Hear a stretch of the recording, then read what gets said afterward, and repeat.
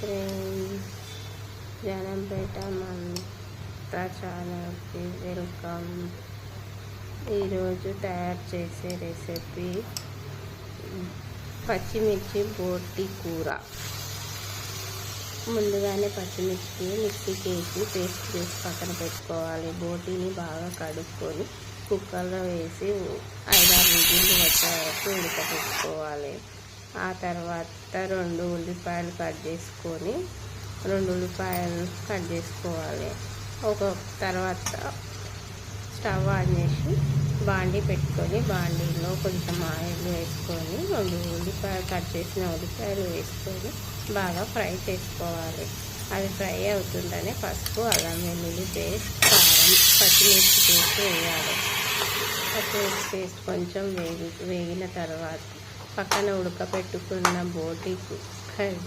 బోటీని తీసి నీళ్లు పారపోసి ఓన్లీ బోటీని ఈ కారం పేస్ట్ ఇందులో వేసుకోవాలి. బాండీలో కొంచెం అది ఫ్రై అవుతుండగా కొంచెం ఫ్రై అయిన తర్వాత ధనియాల పొడి, గరం మసాలా, కొబ్బరి పొడి వేసుకోవాలి. అవి కూడా కొంచెం ఫ్రై అయిన తర్వాత కొన్ని వాటర్ పోసుకొని కాస్త ఒక 5 నిమిషాలు మూత పెట్టి మగ్గించుకోవాలి. 5 నిమిషాలు మూత పెట్టి మగ్గించుకున్న తర్వాత కాస్త ఉడికింది అనుకున్నాక మూత తీసి కొత్తిమీర వేసి కొంచెం ఇంకొక 5 నిమిషాలు మగ్గించుకుంటే పచ్చిమిర్చి బోటి కర్రీ రెడీ అవుతుంది.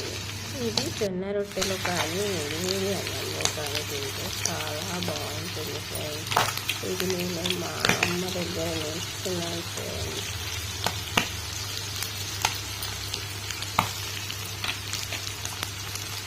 జొన్న రొట్టెలో తినండి ఫ్రెండ్స్, చాలా బాగుంటాయి. మీరు కూడా ట్రై చేసి ఎలా ఉందో చెప్పండి ఫ్రెండ్స్. తెలంగాణలో మొత్తం ఇలానే చేస్తారు ఫ్రెండ్స్. మీరు ఎలా ట్రై చేస్తారో కామెంట్ చేయండి ఫ్రెండ్స్.